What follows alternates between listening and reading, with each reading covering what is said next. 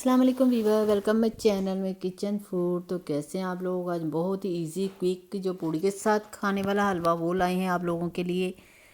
सबसे पहले लिया हमने घी, उसमें एक इलायची शामिल की है। घी को मेल्ट होने दें। अगर 1 प्याली सूजी है तो 1 प्याली घी लें। 1 ही प्याली हमने चीनी लेनी है। पानी हमने इसमें ज़्यादा लेना है, 3 प्याली लेना है, क्योंकि ये हलवा थोड़ा सा पतला होता है और इसमें फूड कलर जाता है। थोड़ा सा सूजी को भूनेंगे,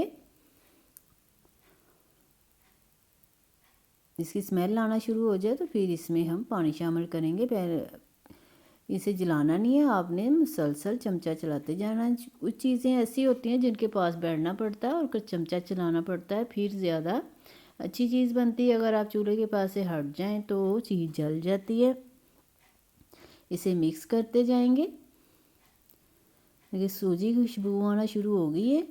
आपने देखा होगा बाज़ार में बहुत ही मज़े का हलवा बनता है और हम सोचते हैं पता नहीं ये हलवा कैसे बनाते हैं बाज़ार वाले, लेकिन ये बहुत ही इजी होता है, नरम सा, बहुत ही मज़े का हलवा होता है ये।